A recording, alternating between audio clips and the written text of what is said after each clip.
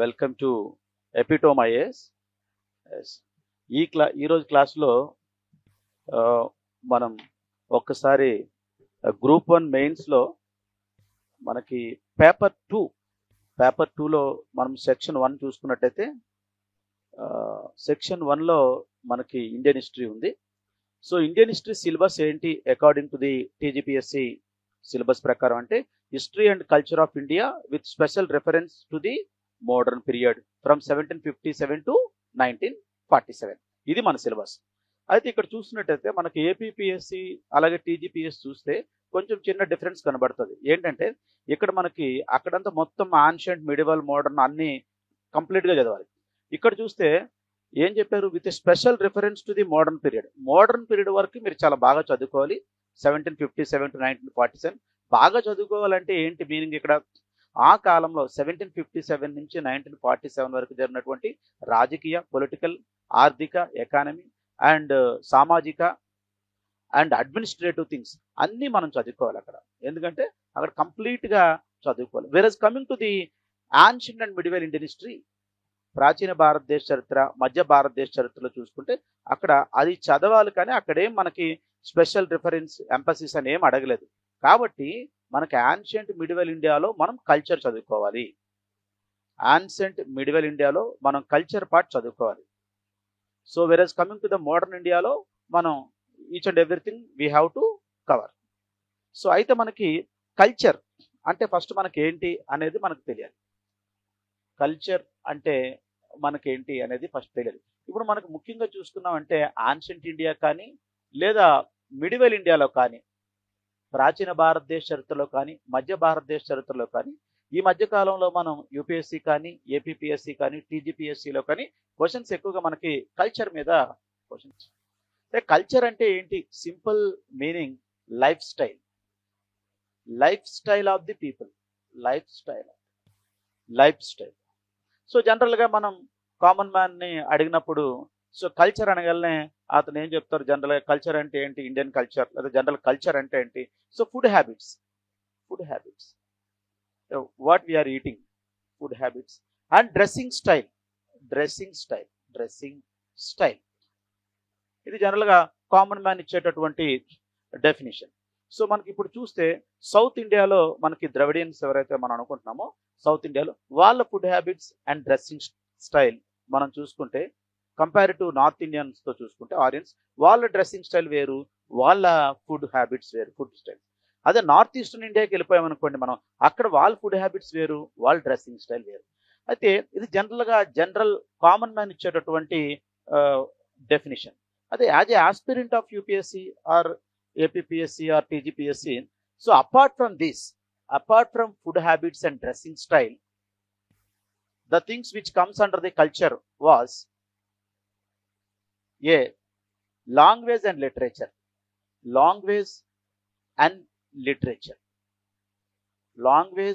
literature, భాషా సాహిత్యం.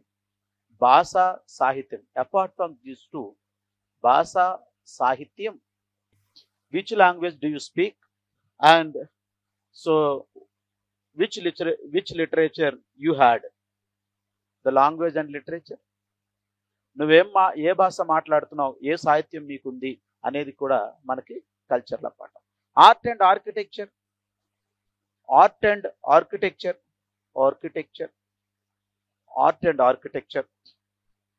శిల్పకళ మరియు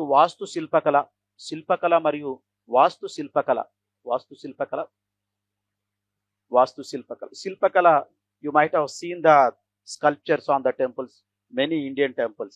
అండ్ వాస్తు శిల్పకళ మనం చూసుకున్నామంటే మొఘల్స్ అండ్ ఢిల్లీ సుల్తానేట్ కాలంలో మనకి నెంబర్ ఆఫ్ మాన్యుమెంట్స్ ఉన్నాయమ్మా, we come to know there.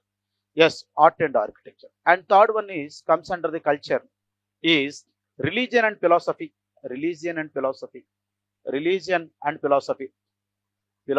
నువ్వు ఏ మతాన్ని తీసుకుంటున్నావు, సో మన దగ్గర ఉన్నటువంటి భారతదేశంలో ఉండే తత్వం ఏంటి, religion and philosophy. And you know very well, so we have number of religions. Yes, in the 6th century BC, against the Brahmanism, 62 new religions came into existence. Out of all, Buddhism and Jainism very important. That's why syllabus లో ఏం చెప్పారమ్మా, Buddhism and Jainism చదవాలి అని చెప్పడం జరిగింది. 62 new religions ఉన్నాయి.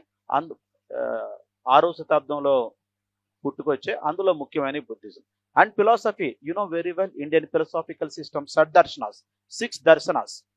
Apart from that, we have different philosophies in India.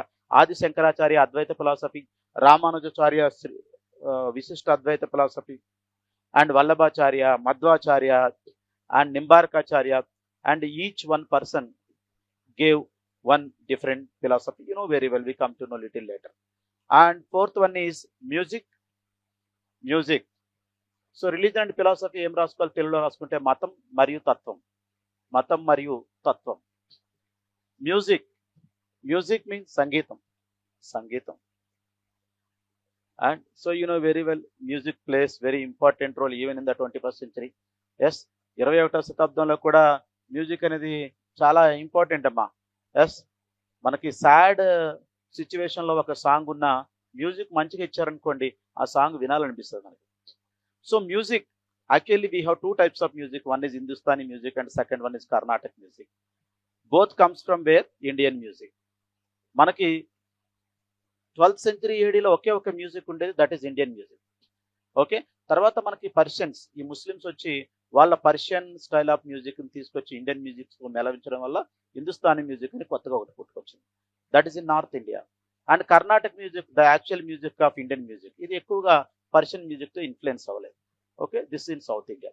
So the Indian music ఎక్కడి నుంచి వచ్చింది? మనకి వేదాల్లో సామవేదాల నుంచి, సామవేదం. ఎస్, అట్లా మ్యూజిక్లో మనకి డిఫరెంట్ రాగాస్ ఉంటాయి. ఇవన్నిటిని మనం తర్వాత తెలుసుకుంటాం, రాగిని, రాగాస్, ఇవన్నీ. Yes, so this is one of the part of culture, particularly Indian culture we are discussing about. Fifth one, dance.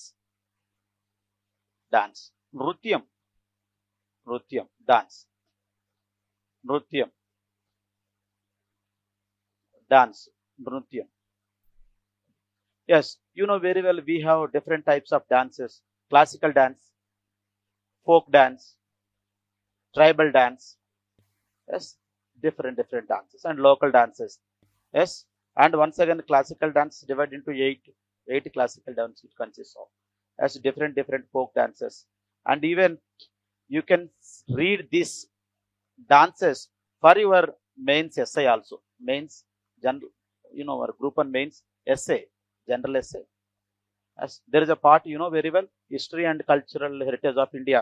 So dance and music, this all comes under there. And particularly, you may get question from dance, folk dances or tribal dances or classical dances. Yes, this is the 5th one. Let's come to the 6th one. Painting. Chitrakala.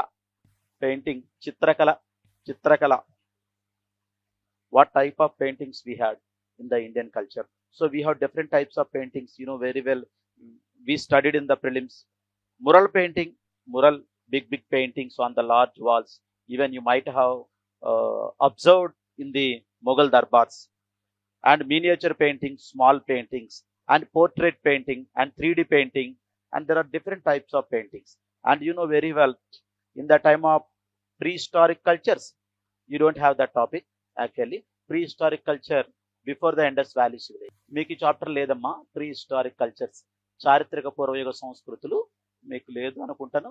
మెయిన్స్లో Indus valley civilization start అయింది. So మరి prehistoric కల్చర్లో మీరు ప్రిలిమ్స్లో చదువుకున్నప్పుడు చదువుకొని ఉంటారు, paleolithic, mesolithic, and Neolithic and Chalcolithic. Yes, am I correct? Yes. And coming to the point, Mesolithic man actually, he draw the paintings on the Bhimbetka walls, and the beautiful paintings.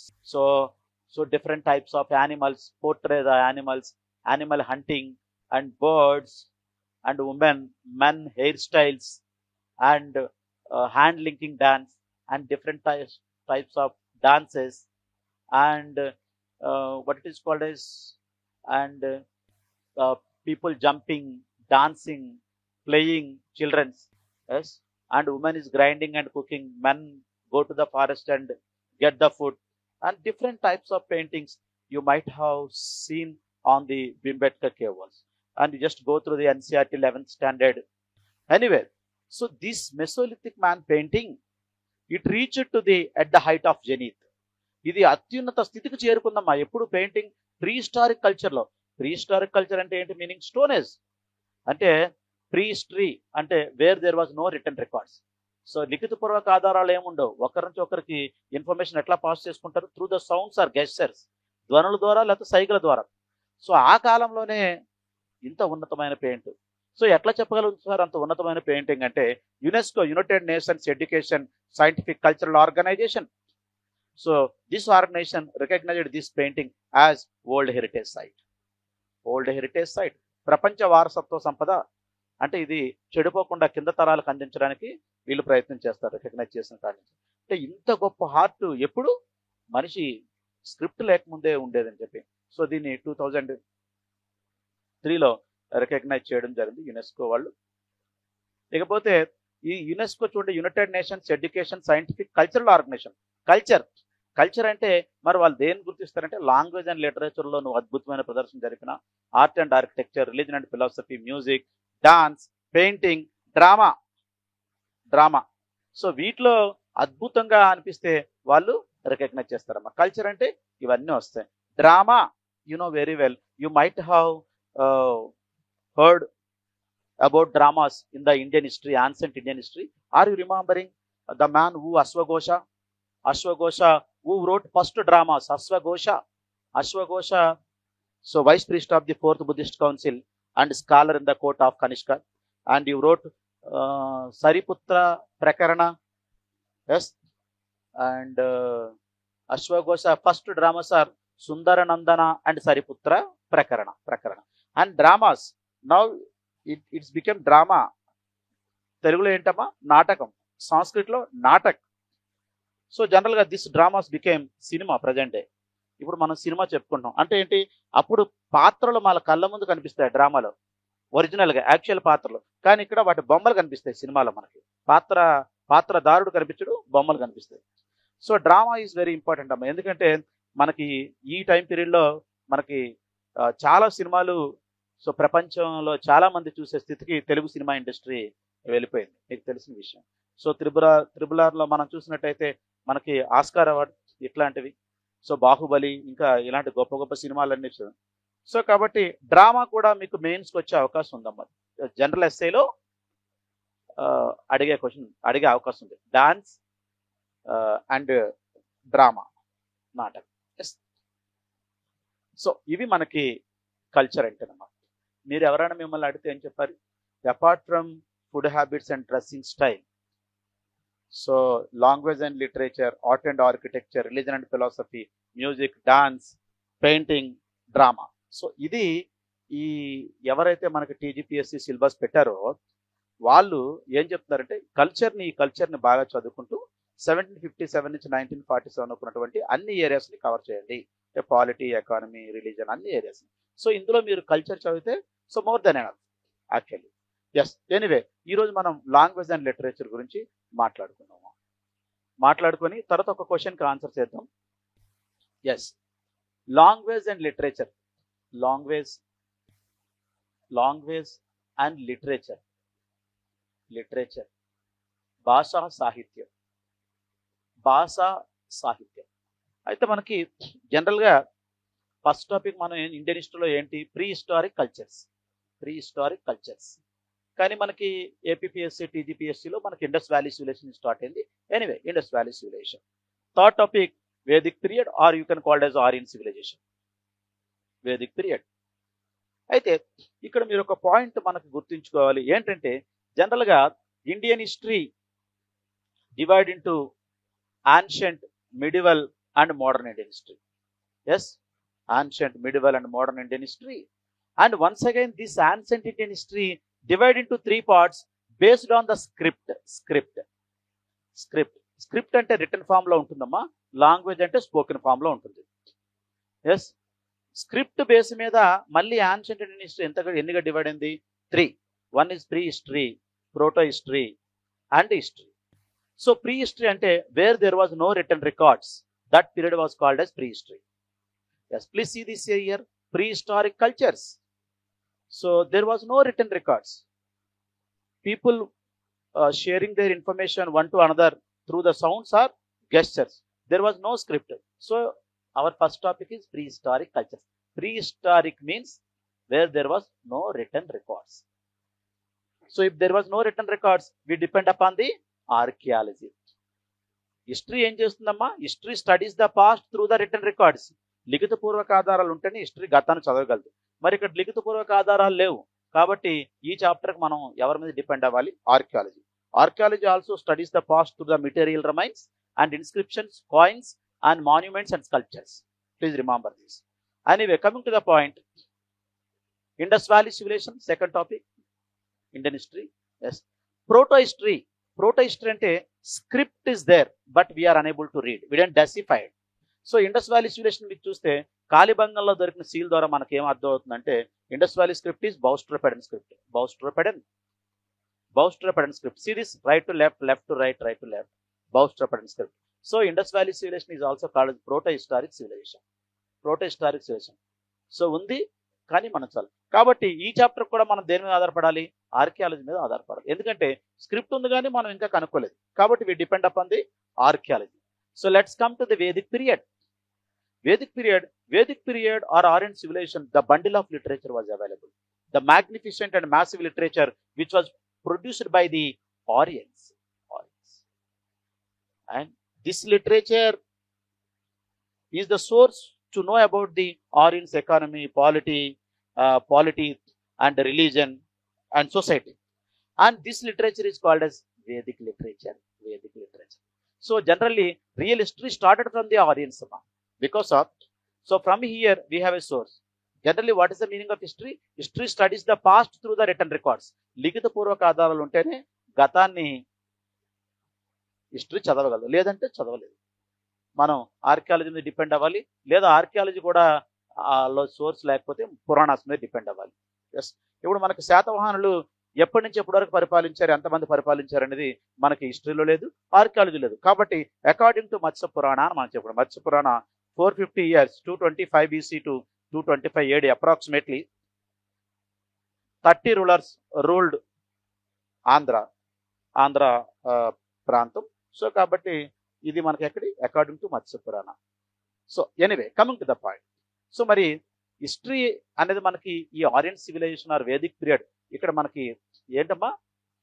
Return records ఉన్నాయి కాబట్టి history గతాన్ని చదవగలం. So కాబట్టి మనకి ఇక్కడి నుంచి మనకి literature. Yes, అయితే ఈ వేదిక్ లిటరేచర్ ఏదైతే ఉందో which was produced by the ఆరియన్స్, so ఇది అట్లా కొన్ని రోజులకి ఏమైందంటే మా టైం పాస్ అవుతుండగా ఈ Vedic literature it's became Hindu ధర్మశాస్త్రాలుగా ఇవి పరిగణించబడ్డాయి. అయితే Vedic literature divide into shruti literature and smriti literature. Vedic literature is divided into two parts, Shruti literature and Smriti literature. Yes. ఇదంతా బేసిక్ బ్యాక్గ్రౌండ్ అమ్మా. మనం ఇప్పుడు చెప్పుకోబోయే క్వశ్చన్ కి ఇదంతా బేసిక్ బ్యాక్గ్రౌండ్. ఇక్కడ వరకు మీరు గుర్తుంచుకోవాలి shruti and smriti literature. Yes, let's move to the first question. Discuss the shruti literature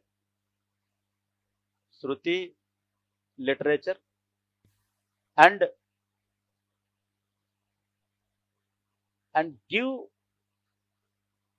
detailed explanation of varna system, or you can call it as caste system in the Rigveda.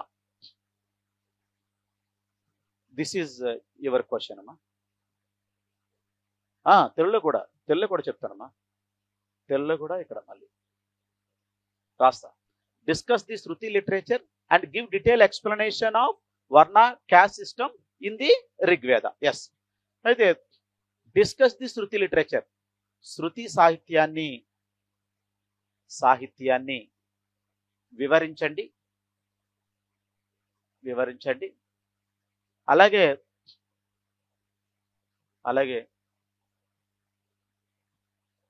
ఋగ్వేదంలో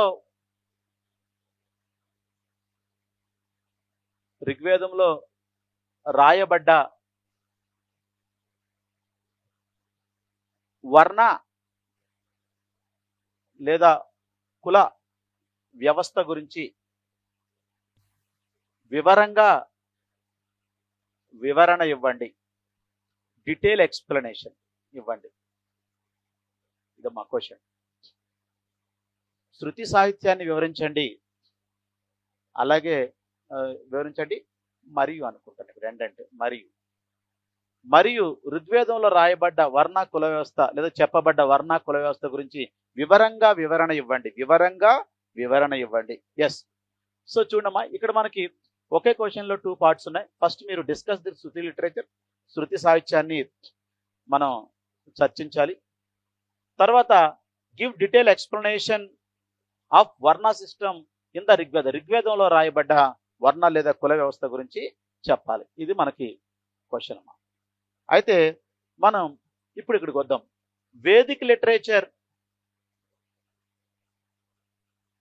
divide into, మనం last ఎక్కడ చూడండి అక్కడ connect చేయండి. Shruti and smriti literature. Yes. And you just remember that the magnificent and massive literature which was produced by the Aryans around 1500 BC to 600 BC. 1500 BC to 600 BC. Around 1500. And the earliest text in India, Rigveda. Earliest text in India, Rigveda, it belongs to 1500 BC. Around 1500 BC. Yes. ఇక్కడ మన question ఏంటమ్మా, శృతి literature గురించి వివరించండి. అలాగే ఇంకేం చెప్పారు, శృతి ఋగ్వేదంలో చెప్పబడినటువంటి వర్ణ వ్యవస్థ గురించి వివరంగా చెప్పండి. ఫస్ట్ మనం శృతి లిటరేచర్ గురించి వివరిద్దాం. శృతి అంటే లిజనింగ్, మీనింగ్ వినడం. మరి ఈ లిసనింగ్ ఏంటి అంటే, shruti literature it was not composed by the man, it was composed by the gods and sent to the sages. ఇది దేవుళ్ళు దీన్ని ఋషులకు వినిపించారమ్మా.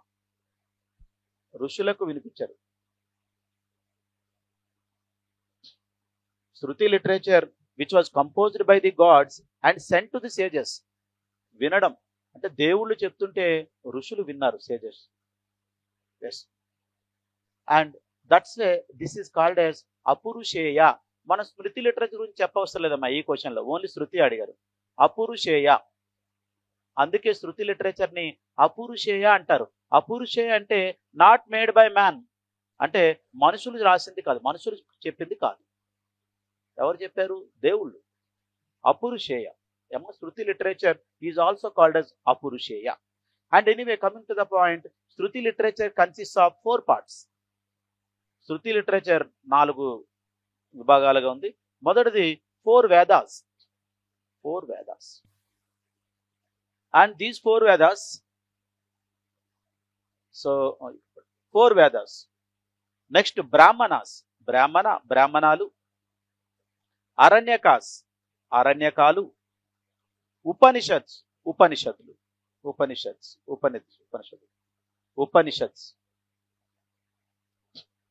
Yes. Coming to the point, what are the 4 Vedas? Rigveda, Rugvedam, యజుర్వేదం. సామవేదం. అధర్వణ వేదం. We have 4 Vedas, Rigveda, Yajurveda, Samaveda, Adharvana Veda. Yes, okay, ma. I think let's come to the point here. Let's see one by one. So each and every Veda have Samhitas. సంహిత అంటే శ్లోకాలమ్మ, శ్లోకాస్ లేదా మంత్రాలు లేదా hymns, HYMNS, hymns.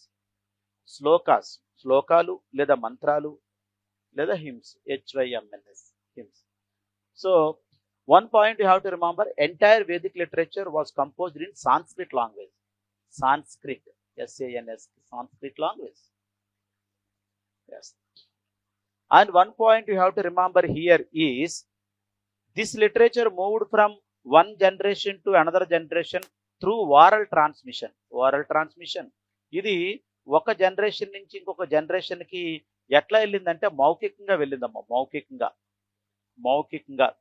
So example, my grand father said to my father said to me,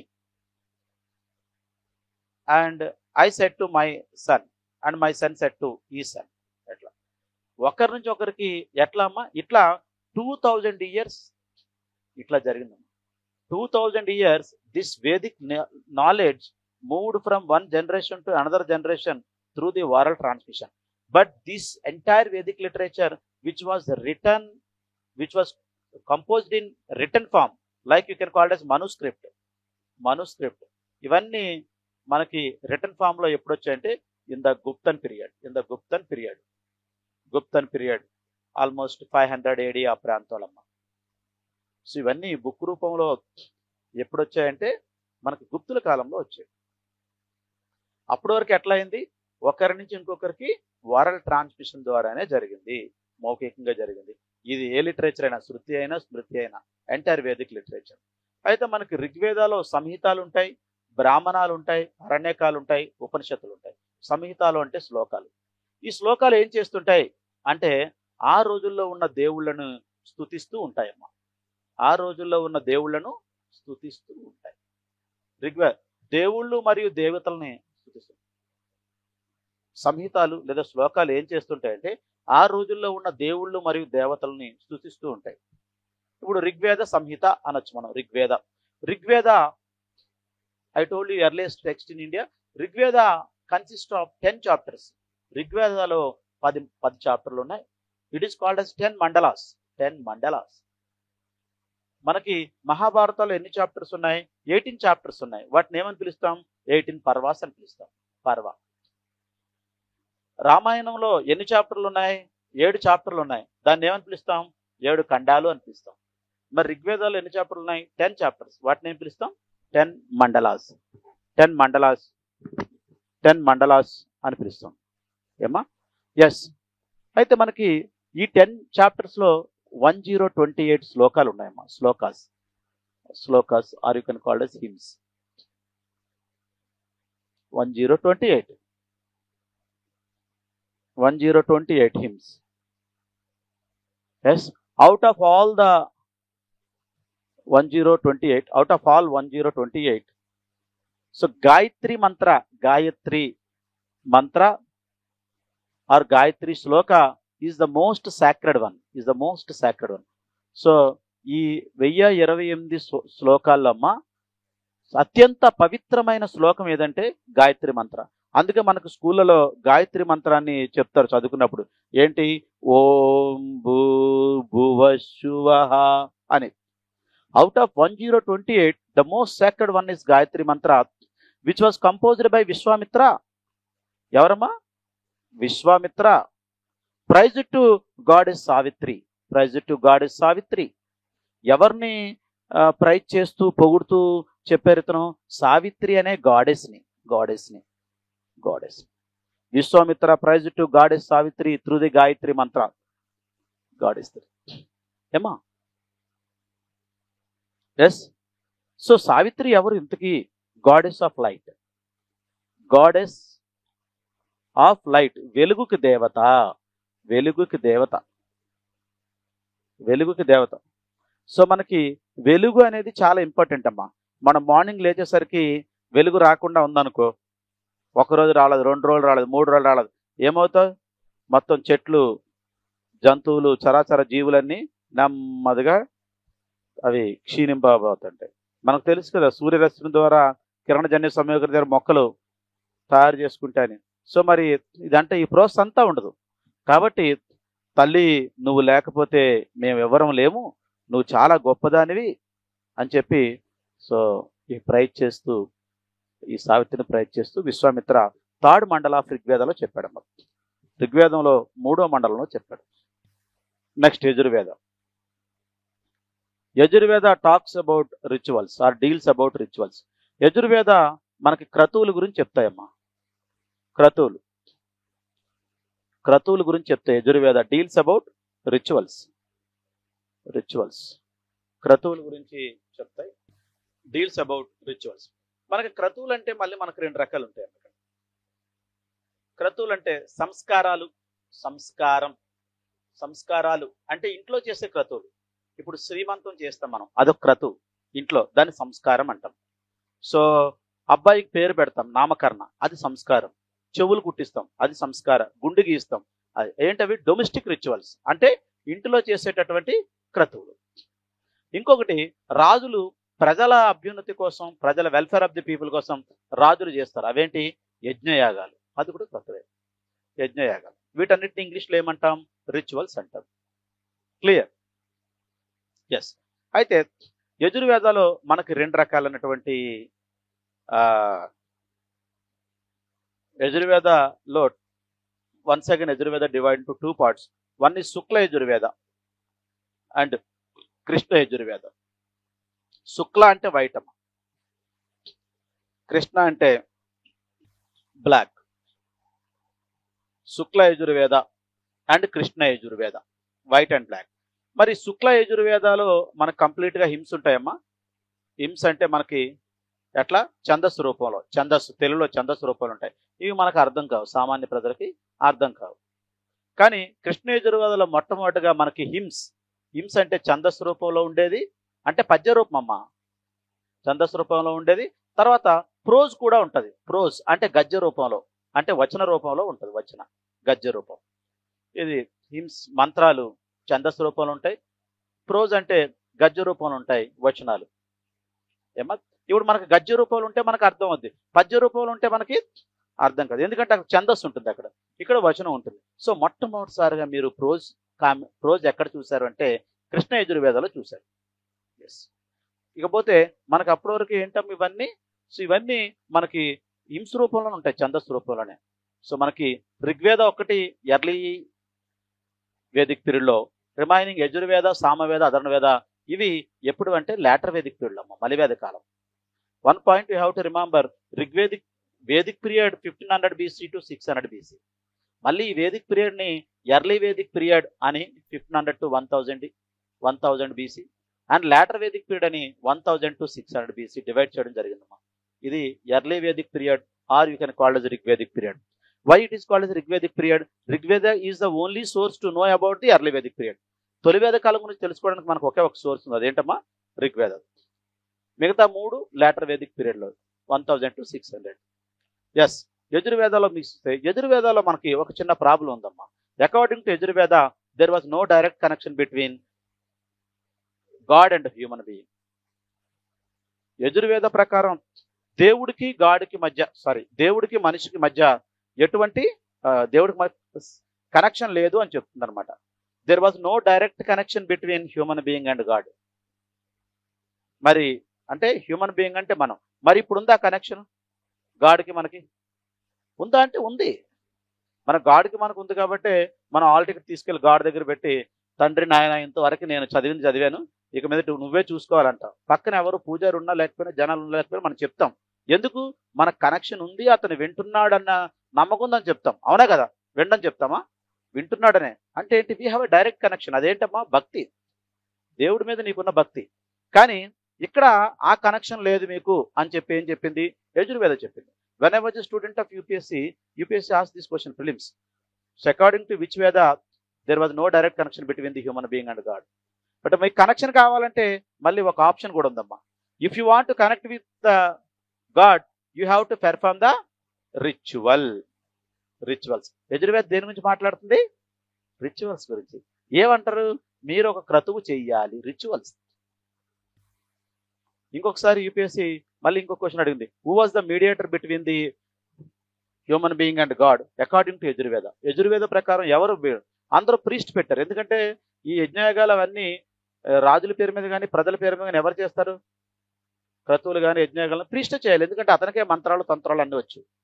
so కానీ priest కాదు, fire was the mediator between him. అంటే మీరు ఇక్కడ యజ్ఞయాగం ఏదైనా క్రతువు చేసినప్పుడు ఏమవుద్దమ్మా, ఇట్లా ఫైర్ ఇలా మీ కోరికను పైకి తీసుకెళ్తారు అనమాట. ఆర్ గెట్టింగ్ మై పాయింట్ అమ్మా? ఇట్లా తీసుకొని ఇలా పోతుంది. కాబట్టి ఈ యజుర్వేద ప్రకారం నో డైరెక్ట్ కనెక్షన్. మీరు ఏదైనా కనెక్షన్ కావాలంటే you have to perform ritual, మీరు ఒక యజ్ఞయాగం కానీ క్రతువు కానీ చెయ్యాలి. Yes, are you getting my point? Yes. దీన్నే మళ్ళీ ఇప్పుడు మనకి మీరు చూస్తుంటారు, మనం చిన్నప్పటి నుంచి వింటూ ఉంటాం, అంబికా దర్బార్ బత్తి ఏమంటుంది? భగవంతునికి భక్తునికి అనుసంధానమైంది అంబికా దర్బార్ బత్తి. అంటే ఏంటి? ఎట్లా అనుసంధానం అంటే ఏంటి? కనెక్షన్ అమ్మా. ఎట్లా? మీరు ఇక్కడ అంబికా దర్బార్ బత్తి వెలిగిస్తే ఫైర్ వస్తుంది కదా, అది మీ కోరికని ఇక్కడ తీసుకెళ్తాను. అది గట్టి my point. Yes, the same thing. ఇది మనకి యజుర్వేదం.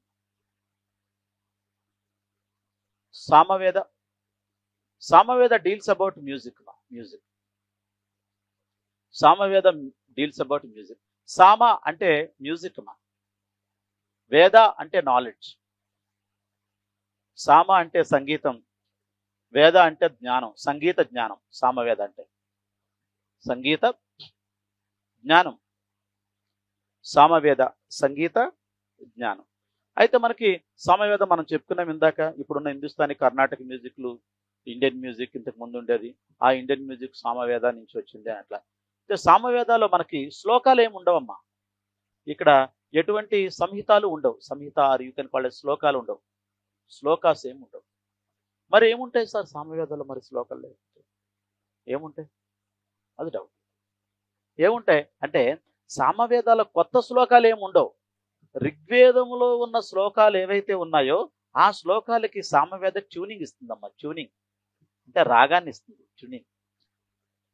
అది గట్టి my point. Samaveda tune to the shlokas of Rigveda. Rigveda శ్లోకాలకు రాగాన్ని అందజేస్తుంది ఏది? సామవేద. అంటే కొత్త శ్లోకాలు ఏముండవు. అది గట్టి మై పాయింట్ అమ్మా. సో మరి ఇందులో ఏముంటాయంటే చాంట్స్ అండ్ మెలోడీస్, అంటే రాగాలు ఇవే ఉంటాయి. రాగాలు, మెలోడీస్, చాంట్స్ అండ్ మెలోడీస్. రాగాలు, మెలోడీ అంటే రాగం అమ్మా. క్లియర్. అధర్వణ వేద. సో అధర్వణ వేద మనం చూసుకున్నట్టయితే మనకి 4వ వేద. అధర్వణ వేదలో మనకి చామ్స్ అండ్ స్పెల్స్ ఉంటాయమ్మా. చామ్స్ అండ్ స్పెల్స్, మంత్రాలు తంత్రాలు ఉంటాయి అధర్వణ వేదలో. చామ్స్ అండ్ స్పెల్స్, మంత్రాలు తంత్రాలు. ఎందుకంటే 2 word of diseases and evil spirits. Diseases and evils, 2 word of diseases and evil spirits అంటే మనకొచ్చే రోగాలని మరియు ఈ భూత ప్రేతాత్మల నుంచి తప్పించుకోవడానికి ఈ మంత్రాలు, చామ్స్, స్పెల్స్, తంత్రాలు, మంత్రాలు ఇందులో ఉంటాయి. సో దీన్ని బేస్ చేసుకొని యాక్చువల్లీ ఈ మంత్రతంత్రాలని ఎవరు నమ్మేవాళ్ళు? ఇండస్ వ్యాలీ పీపుల్ నమ్మేవారు. అప్పుడు సింధు నాగరికత పీపుల్ ఇక్కడ తాయెత్తులు అవి కట్టించుకునేవారు. వాళ్ళకి భూతాత్మలు ప్రేతాత్మలు ఉన్నాయని భయం ఉండేది. సో కాబట్టి ఈ అధర్వణ వేద కొంతమంది స్కాలర్స్ ఏం చెప్పారంటే అధర్వణ వేద నాన్ ఆర్యన్ వేద అని చెప్పడం జరిగిందమ్మా. ఇది ఆర్యులది కాదు అని చెప్పడం జరిగింది, నాన్ ఆర్యన్ వేదం.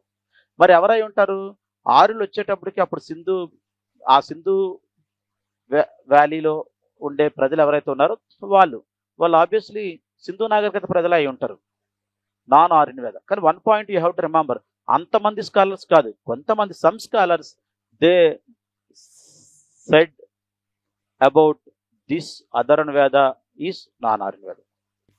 బట్ ఎనీవే ఇందులో ఏంటమ్మా, రోగాలను నయం చేసేయడానికి, భూత ప్రేతాత్మలను రక్షించడానికి కావలసినటువంటి మంత్రతంత్రాలు ఇందులో ఉండేది. ఇది శృతి సాహిత్యం. నెక్స్ట్ శృతి సాహిత్యంలో మనం అన్ని చెప్పుకున్నాం. ఏంటి? ఋగ్వేద, యజుర్వేద, సామవేద, అధర్వణ వేద. అయితే నెక్స్ట్ శృతి సాహిత్యంలో ఈ సంహితలు అయిపోయిన తర్వాత బ్రాహ్మణాలు ఉన్నాయి. బ్రాహ్మణాల తర్వాత అరణ్యకాస్, తర్వాత Upanishads. Yes. And come to the point, what are the Brahmanas? Brahmanas were the prose manuals to the prose commentary manuals to the Vedas. అంటే ఇప్పుడు మనకు ఒక పద్యం ఉంది, ఇలా మంత్రాలు ఉన్నాయి, ఇవి మనకు అర్థం కాదు. కానీ ఈ బ్రాహ్మణాలు ఏం చేశాయంటే ఈ పద్య రూపంలో ఉన్నదాన్ని గద్య రూపంలోకి తీసుకొచ్చాయి, ప్రోజ్. ఓకే. తర్వాత కామెంటరీ అంటే వ్యాఖ్యానం అమ్మ. ఇప్పుడు నేను మీకు ఏం చేస్తున్నా, మీరు బుక్ చదువుకుంటే, హిస్టరీ బుక్ చదివితే మీకు టైం ఒక 2-3 నెలలు పడుతుంది. కాబట్టి మీరు అంతకాలం మీకు లేదు కాబట్టి ఎగ్జామ్ రాయడానికి నేను ఆల్రెడీ ఈ హిస్టరీ బుక్కులు చదివి ఉన్నా కాబట్టి నేను మీకు ఏం చేస్తున్నా, కామెంటరీ వ్యాఖ్యానం చేస్తున్నా. అంటే అందులో ఉన్న విషయాన్ని క్లియర్గా అర్థమయ్యేటట్టు చెప్తున్నా. దానివల్ల మీకు ఏంటి లాభం, మీకు టైం సేవ్ అవుతుంది. ఓకేనా. సో ఇక్కడ ఏం చెప్తున్నారు, ఫస్ట్ ప్రోజ్లోకి వచ్చింది అంటే గద్య రూపంలోకి వచ్చింది, 2 కామెంటరీ వ్యాఖ్యానంలోకి వచ్చింది. ఏవి, వేదాలు. అంటే మనం సాధారణంగా జనాలు కూడా చదువుకోవచ్చు. Prose commentary to the Vedas, వేదాలకు గద్య రూపంలో లిఖించబడ్డ వ్యాఖ్యానాలు బ్రాహ్మణాలు. క్లియర్ అమ్మా. How many Brahmanas we have? 7 Brahmanas. 2 Brahmanas Rigveda, 2 Brahmanas Yajurveda, 2 Brahmanas Samaveda and 1 brahmana అధర్వణ వేదం. 2 Rigveda, 2 brahmanas. Ma, all 3 are parts of Vedas. Please remember. Rigveda 2 brahmanas, Yajurveda 2 brahmanas, Samaveda Adharna Veda. And Rigveda come to the point. Aitareya Brahmana, Kaushitaki Brahmana. ఋగ్వేదాలో మనం చూసుకుంటే 2 బ్రాహ్మణాలు ఉన్నాయి, ఐతరేయ అంటే కౌశితాకి. యజుర్వేదాలో 2 బ్రాహ్మణాలు ఉన్నాయి, శతపథ బ్రాహ్మణ, తైత్యరీయ బ్రాహ్మణ, శతపథ తైత్యరీయ బ్రాహ్మణ. సామవేదాలో తాండ్యమన బ్రాహ్మణ,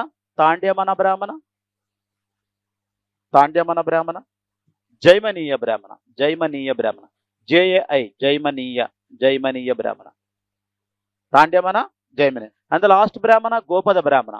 ఒకే ఒక బ్రాహ్మణ మనకి అధర్వణ వేదాకు ఉంది, గోపద బ్రాహ్మణ. ఇట్లా మనకి టోటల్గా 7 బ్రాహ్మణస్ ఉన్నాయమ్మా. అన్ని పేర్లు రాయకపోయినా మీరు పర్వాలేదు, కానీ ఈ ఐతరేయ బ్రాహ్మణ అనేది ఋగ్వేదానికి సంబంధించిందని చెప్పాలి. ఈ ఐతరేయ బ్రాహ్మణ ఎందుకు ఇంపార్టెంట్ అంటే కళింగ సౌత్లో ఉన్నటువంటి కొన్ని జాతుల గురించి ఇది చెప్పడం జరిగింది. ఎవరు? కళింగ, ఆంధ్ర అంటే మనం ఆంధ్ర, ముతిబ, సవర, ఇలాంటి కొన్ని ట్రైబల్స్ గురించి చెప్పడం. అందులో మనకు ఫస్ట్ ఆంధ్ర రిఫరెన్స్ మనకు ఎక్కడ దొరుకుతుంది? ఐతరేయ బ్రాహ్మణంలో దొరుకుతుంది. ఇకపోతే శతపథ బ్రాహ్మణ, యజుర్వేదంలో ఒక బ్రాహ్మణ శతపథ బ్రాహ్మణ. ఇది మొట్టమొదటిగా మనీ లెండర్స్ గురించి చెప్తుందమ్మా. మనీ లెండర్స్, వడ్డీ వ్యాపారస్తుల గురించి. సో ఈ 2 మనం హైలైట్ చేయాలి. బ్రాహ్మణాల తర్వాత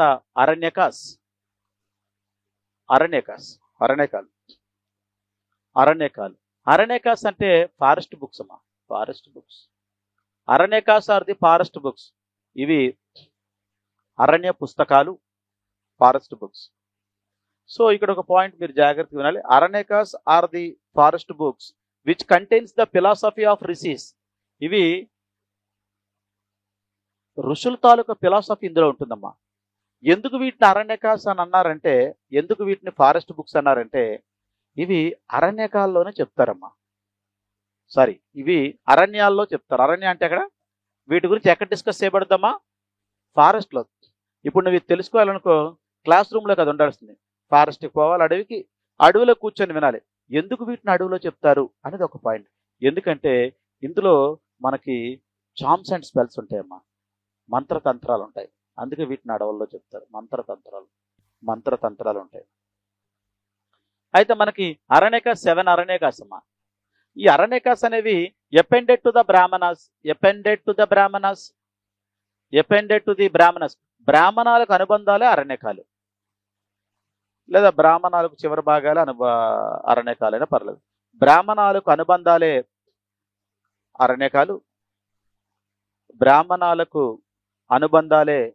అరణ్యకాలు. ఏమా? సో మరి 7 బ్రాహ్మణాస్ ఉన్నాయి కాబట్టి 7 అరణ్యకాస్. సేమ్ ఐతరేయ అరణ్యక, కౌశితాక అరణ్యక, సేమ్ శతపథ అరణ్యక, అట్లా. Clear? So it's appended to the Brahmanas. బ్రాహ్మణాలకు అనుబంధాలే అరణ్యకాలు. ఎందుకు అరణ్యకాలు అంటే ఇవి ఫారెస్ట్లో చెప్తారు. ఎందుకంటే మంత్రతంత్రాలు ఉంటాయి అందులో. మామూలుగా బయట చెప్తే పిల్లలు భయపడతారనేది. ఏమ్మా? సో ఈ పాయింట్ అయితే గుర్తుంచుకోండి. Aranyakas for the forest books which contains the philosophy of rishis. And let's come to the last one, Upanishads. And you know very well, వేదాలకి ఫస్ట్ పార్ట్ ఏంటమ్మా? సంహితాలు. ఈ శ్లోకాలు అవన్నీ మనం ఇందాక చెప్పుకున్నాం, 1028 శ్లోకాస్. అలాగే యజుర్వేదాలు కూడా ఉంటాయి శ్లోకాలు. అట్లా సామవేదాలు ఉంటారు. వేదాలు సంహితల గురించి చెప్పుకున్నాం, బ్రాహ్మణాల గురించి చెప్పుకున్నాం, అరణ్యకాల గురించి చెప్పుకున్నాం. Upanishads are the last parts of Vedas. Last parts of the Vedas. So it is called as Vedanta. Vedanta, Veda plus అంత, Vedanta, last parts of the Vedas. Last parts of the Vedas, Vedanta. Yes. మరి Upanishads, how many Upanishads we have? 108.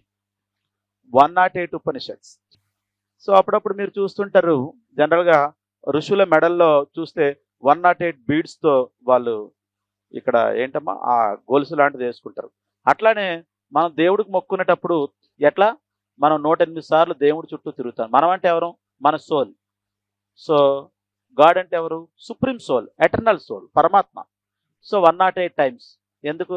ఇట్లా తిరిగి తిరిగి సోలు పరమాత్మలో మెర్జ్ అయిపోవడానికి. ఎస్.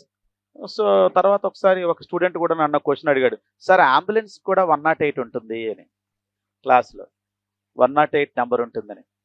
అంటే మరి దాని మీనింగ్ కూడా అంతే. అయితే నువ్వు బతికిపడతావు, లేకపోతే ఏమవుతావు? పరమాత్మలో కలిసిపోతావు, చనిపోతావు. 108. And anyway, coming to the point, Upanishads, if my guess is right, ఒకవేళ అయితే అలా మనకి ఉపనిషత్ అంటే మీనింగ్ ఏంటి? నియర్ టు ది గురు, గురువుకు దగ్గరగా కూర్చొని వేద విద్యను నేర్చుకోవడం. సో మనకి ఈ ఉపనిషత్స్ డీల్స్ అబౌట్ ఆత్మ అండ్ పరమాత్మ, ఆత్మ అండ్ పరమాత్మ, ఆత్మ మరియు పరమాత్మ, సోల్ అండ్ సుప్రీం సోల్ గురించి మాట్లాడతాయి. సోల్ అండ్ సుప్రీం సోల్, ఆత్మ అండ్ పరమాత్మ, జన్మ అండ్ పునర్జన్మ, జన్మ అండ్ పునర్జన్మ, పునర్జన్మ, జన్మ అండ్ పునర్జన్మ, బర్త్ అండ్ రీబర్త్, కర్మ అండ్ మోక్ష, కర్మ అండ్ మోక్ష, కర్మ అండ్ మోక్ష, మోక్షం గురించి కర్మ గురించి మాట్లాడు. క్లియర్? సో ఈ విషయాల గురించి డిస్కస్ చేస్తాయమ్మా ఉపనిషత్స్. దాన్ని మనం జనరల్గా మన మదర్ ఫాదర్ లేకపోతే మన గ్రాండ్ ఫాదర్ గ్రాండ్ మా ఈ ఉపనిషత్తుల్ని ఏమంటుందంటే వేదాంతం అని పిలుస్తారు. ఎందుకంటే it's last parts of Vedas. వాళ్ళకి తెలియదు కానీ వేదాంతం అంటే ఉపనిషత్తులు అని తెలియకపోవచ్చు, కానీ వాళ్ళు వేదాంతం అని పిలుస్తారు. సో మరి ఎప్పుడైనా నువ్వు నేను చచ్చిపోతా అన్నారనుకోండి, వెంటనే నువ్వేంటి ఆత్మ గురించి మాట్లాడుతున్నావు, సో చనిపోతావు అంటే ఏంటి? ఆత్మ బయటకు వచ్చేస్తుంది మన బాడీ. సో కాబట్టి అలా అంటే అట్లా మాట్లాడకూడదు బాబు, గ్రూప్ 1 టాప్ ర్యాంక్ వస్తుందని చెప్పాలి తప్ప నేను చచ్చిపోతా నా వల్ల కాదు అంటే అవదు, నువ్వు వేదాంతం మాట్లాడుకు అంటారు. అంటే ఏంటి? వేదాల చివరి భాగం, నీ వయసు సరిపోదు అది మాట్లాడడానికి. అంటే ఏంటి వేదాంతం అంటే? ఆత్మ పరమాత్మ గురించి మాట్లాడినా, జన్మ పునర్జన్మ గురించి మాట్లాడినా, కర్మ మోక్ష గురించి మాట్లాడినా, వీటి కోసం నువ్వు మాట్లాడకూడదు. నువ్వు ఎప్పుడేంటి ఎంత బాగా చదివాను, ఎంత కోర్స్ కంప్లీట్ అయింది, ఎప్పుడు గ్రూప్ 1 టాప్ ర్యాంక్ వస్తాను అన్నది తప్ప ఈ విషయాలు నువ్వు మాట్లాడు, ఎందుకంటే నీ వయసు సరిపోదు అన్నది ఒక పాయింట్ అమ్మా. ఇది పరిస్థితి. అయితే ఉపనిషత్స్ అన్ని మనం చెప్పుకోని అవసరం లేదు, కానీ అట్లీస్ట్ కొన్ని ఉపనిషత్స్ మనం చెప్పుకున్నాం. శ్వేత సతారా ఉపనిషత్, శ్వేత సతారా ఉపనిషత్, ఉపనిషత్. సో శ్వేత సతారా ఉపనిషత్తులో ఏముందంటే మొట్టమొదటిగా భక్తి గురించి ఉందమ్మా, భక్తి. అయితే ఇప్పటి వరకు దేవుణ్ణి చేరుకోవడానికి మనకు కనిపిస్తున్నవి 3 మార్గాలు. ఒకటి రిచువల్ మార్గ. యజుర్వేదం ఏం చెప్పింది? దేవుడితో కనెక్ట్ అవ్వాలంటే నువ్వు రిచువల్ చేయాలి, రిచువల్ మార్గ. కానీ శ్వేత సతారాలో ఏముందంటే మొట్టమొదటిసారిగా భక్తి అని ఉందమ్మా. దేవుడితో కనెక్ట్ అవ్వాలంటే భక్తి మార్గ. ఇప్పుడు మనది ఏ మార్గం మనం చేస్తుంది? భక్తి మార్గ. అంటే దేవుడి మీద మనకి డివోషన్ ఉంటుంది. ఇంకొకటి ఆది శంకరాచార్య జ్ఞాన మార్గ చెప్పాడమ్మా. అంటే జ్ఞానాన్ని పెంచుకో, దేవుణ్ణి చేరుకో, జ్ఞాన మార్గం. ఇట్లా 3 మార్గాలు ఉన్నాయి. అయితే ఈ వేదాలన్నీ రిచువల్ మార్గం గురించే మాట్లాడుతుంది కదా. మొట్టమొదటిగా ఒక ఉపనిషత్తు భక్తి మార్గ కింద మాట్లాడింది. అంటే నీకు భక్తి ఉంటే చాలు నువ్వు కనెక్ట్ అవుతావని, అంటే నువ్వే రిచువల్ చేయని అవసరం లేదని. ఇకపోతే ముండకోపనిషత్. ముండకోపనిషత్తులో మనకి ముండకోపనిషత్ నుంచి సత్యమేవ జయతే, ట్రూత్ ఆల్వేస్ ట్రింప్, సత్యమేవ జయతే, ట్రూత్ ఆల్వేస్ ట్రింప్, సత్యమేవ జయతే అనే పదాన్ని తీసుకొని మన నేషనల్ యాంబలంకి యాడ్ చేశారు. మన నేషనల్ యాంబలం ఏంటి? 4 standing and roaring lines, 4 standing and roaring lines, 4 నిలబడి గర్జించే సింహాలు. అక్కడ మనకు కింద చూసినట్టయితే మీరు ప్రిలిమ్స్లో చదివి ఉంటారు, అబకస్కి కిందనే మనకు సత్యమేవ జయతే అని ఉంటుంది. ఎక్కడి నుంచి ఇస్తున్నారు? ముండకోపనిషత్ నుంచి. ఎస్. ఇట్లా మనం ఇంకా ఇవన్నీ మనం రాయాల్సి ఉంటుంది. ఇకపోతే సెకండ్ పార్ట్ ఏంటమ్మా, సెకండ్ పార్ట్ ఇది ఫస్ట్ పార్ట్ వేద సాహిత్యం.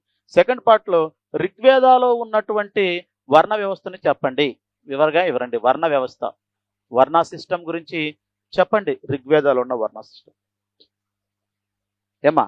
మరి ఋగ్వేదాలో మరి ఏముందో ఒకసారి చూద్దాం. ఋగ్వేదాలో 10th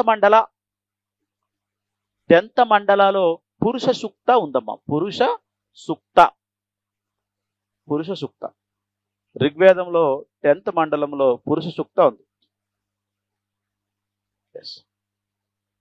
అయితే పురుష సూక్త ఏమని చెప్పబడిందంటే according to Purusha Sukta all the human beings were created by Brahma. Purusha Sukta ప్రకారం మానవులందరినీ బ్రహ్మ క్రియేట్ చేశాడు. బట్ డిఫరెంట్ ఆర్గన్స్, కానీ వివిధ అవయవాల చోట. ఏమా, all the human beings were created by Brahma but different organs. బ్రహ్మే మనందరినీ క్రియేట్ చేశారు కానీ వివిధ అవయవాల చేత అని చెప్పడం జరిగింది. అంటే Purusha Sukta talks about Chaturvarna system. Chaturvarna అంటే 4 వర్ణాస్, 4 వర్ణాలు Chaturvarna system. Okay, anyway coming to the point. ఆ 4 వర్ణాలు ఏంటి? బ్రాహ్మణ, క్షత్రియ, వైశ్య, శూద్ర. ఇలా 4 వర్ణాలు చాతుర్వర్ణ, బ్రాహ్మణ, క్షత్రియ, వైశ్య, శూద్ర. Brahmanas comes from the head of the Brahma. Kshatriyas comes from the shoulder of the Brahma. Vaishyas comes from the thighs of the Brahma. And Sudras comes from the foot of the Brahma. బ్రహ్మ తల నుంచి బ్రాహ్మణులు పుట్టారని, బ్రహ్మ భుజాల నుంచి క్షత్రియులు పుట్టారని, బ్రహ్మ తొడల నుంచి వైశ్యులు పుట్టారని, బ్రహ్మ పాదాల నుంచి శూద్రులు పుట్టారని చెప్పడం జరిగిందమ్మా. Yes, all the human beings were created by Brahma but different organs. And whereas Brahmins comes from the head of the Brahma, Kshatriyas comes from the shoulder of the Brahma, and Vaishyas comes from the thighs of the Brahma, and Sudras comes from the foot of the Brahma. Yes, అయితే మనకిది ఋగ్వేదాలో ఇలా చెప్పబడిందమ్మా ఎప్పుడు 10th మండలంలో. కానీ మరి ఈ system ఋగ్వేదాలో ఉందా అంటే లేదు. సో యాక్చువల్లీ మనకు ఋగ్వేదాలలో 10 మండలాలు ఉంటే 10వ మండలంలో ఏవైతే ఉన్నాయో అవి మలివేద కాలంలో జరిగినవి అమ్మా. లేటర్ వేదిక్ పీరియడ్లో జరిగినవి మలివేద కాలంలో. సో అథెంటికేషన్ కోసం వాటిని తీసుకొచ్చి ఋగ్వేదకు జోడించారు. For the authentication the later Vedic things which was added to the Rigveda. మొత్తం 10 మండలాల్లో 1వది 10వ మండలం. ఈ సంఘటనలు ఎప్పుడు జరిగాయమ్మా? లేటర్ వేదిక్ పీరియడ్లో జరిగిన సంఘటనలు. సో మరి ఎర్లీ వేదిక్ పీరియడ్లో ఎలా ఉండేదంటే వర్ణ సిస్టమ్ మనకి ఇక్కడ వివరణ ఇవ్వండి అన్నాడమ్మా. వర్ణ సిస్టమ్ ఎట్లా ఉండేదంటే కలర్ బేస్ మీద ఉండేదమ్మా. కలర్ అంటే శ్వేతవర్ణ అండ్ కృష్ణవర్ణ. శ్వేతవర్ణ అండ్ కృష్ణవర్ణ. శ్వేత అంటే ఏంటి? వైట్. కృష్ణ అంటే ఏంటి? బ్లాక్. మరి శ్వేతవర్ణ ఎవరు? ఈ ఆరియన్స్ అమ్మ, బయట నుంచి వచ్చినటువంటి ఆరియన్స్. మరి కృష్ణవర్ణ ఎవరు?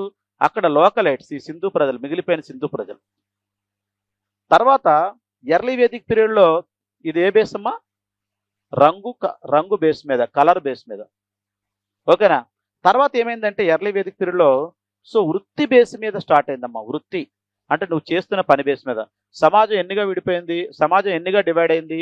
3గా డివైడ్ అయింది. ప్రీస్ట్లీ క్లాస్ అంటే పూజారి వర్గం, వారియర్ క్లాస్ అంటే యుద్ధ వీరుల వర్గం, అండ్ కామనర్స్ సామాన్యులు. ఇలా 3గా ఉండేది. అయితే నువ్వు ఎందులో ఉంటావు నీ ఇష్టం. నువ్వు మంత్రతంత్రాలు చదివితే ప్రీస్ట్లీ క్లాస్, లేదు యుద్ధాలు చేస్తానంటే వారియర్ క్లాస్, 2 వద్దు సామాన్యుడు ఉంటానంటే కామనర్స్. తొలివేద కాలంలో. సో తొలివేద కాలంలో మొట్టమొదటిగా ఇప్పుడు మనకున్న క్యాస్ట్ ఎట్లా స్టార్ట్ అయిందమ్మా? రంగు బేస్ మీద స్టార్ట్ అయింది. ఎట్లా? శ్వేతవర్ణ, కృష్ణవర్ణ. అంటే బయట నుంచి వచ్చిన ఆరియన్స్ ని శ్వేతవర్ణ, తెల్లగుండేవాళ్ళు. అక్కడ లోకలైట్స్ కృష్ణవర్ణ. మళ్ళీ ఈ శ్వేతవర్ణ ఎట్లా డివైడ్ అయ్యారు? Priestly class, warrior class and commoners class. పూజారి వర్గం మీ ఇష్టం, వారియర్స్. నువ్వు ప్రీస్ట్లీ క్లాస్, నీ కొడుకు యుద్ధం చేస్తాను కత్తి తిప్పుతానంటే ఏ క్లాస్లోకి వస్తాడు? వారియర్ క్లాస్లోకి వస్తాడు. అంటే వాళ్ళు కూడా కొన్ని మంత్రాలు తంత్రాల ద్వారా వాళ్ళు ఇందులో కలిసి వాళ్ళు కూడా ఇదే పని చేశారు, లేదా కామనర్స్గా ఉండిపోయారు లాస్ట్లో. ఏమా నెక్స్ట్ ఇక్కడికి వస్తే ఈ బ్రాహ్మణ క్షత్రియ వైశ్య శూద్ర అనేది జనరల్గా ఈ దీని నుంచి ఇలాగా ట్రాన్స్ఫర్మ్ అయ్యి ఇట్లా అయిందమ్మా. ఎప్పుడు? తొలివేద కాలం చివరిలో. కానీ తొలివేద కాలం చివరిలో అయినప్పుడు దీంట్లో రిజిడిటీ లేదు, అంటే గట్టిగా ఉండేది కాదు. నువ్వు బ్రాహ్మణ అనుకో, నీ కొడుకు క్షత్రియ అవ్వాలంటే అవ్వచ్చు. ఏంటి? కత్తి పట్టుకొని. సో క్షత్రియ అనుకో, నీ కొడుకు వైశ్యగా మారచ్చు. ఎందుకు? వ్యాపారం చేస్తే. సో ఇట్లా ఇందులో మొబిలిటీ ఉండేదమ్మా, చలనం ఉండేది. కానీ లేటర్ వేదిక పీరియడ్కి వచ్చేసరికి ఏమైందంటే ఇది రిజిడిటీ అయిపోయింది. వృత్తి బేస్ మీద కాకుండా బర్త్ బేస్ మీద ఇది మారిపోయింది. బర్త్ అంటే ఏంటి? ఇప్పుడు మా ఫాదర్ రెడ్డి అనుకో, నేను రెడ్డి అవుతా. మా ఫాదర్ బలిజ అనుకో, నేను బలిజ అవుతాను. సో చూడండి, రంగు బేస్ మీద ఏర్పడిన వర్ణ సిస్టమ్ రంగు నుంచి వృత్తికి మారింది, వృత్తి బేస్ మీద. వృత్తి నుంచి దేనికి మారిందమ్మా? బర్త్కి, లేటర్ వేదిక పీరియడ్లో. సో అప్పటి నుంచి ఇప్పటి వరకు కూడా మనకు బర్త్ బేస్ మీద అయిపోయింది. మన ఫాదర్ ఏదైతే మనం అదే. ఎస్, కానీ తొలివేద కాలంలో ముఖ్యంగా ఉండేది ఏంటమ్మా? ఇది వృత్తి బేస్ మీద ఉండేది. క్లియర్?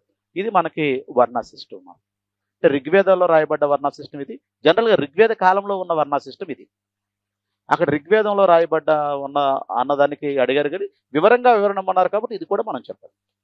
సో ఇది మనకి ఫస్ట్ క్వశ్చన్కి ఆన్సర్. ఓకేనా? Right, thank you and all the best.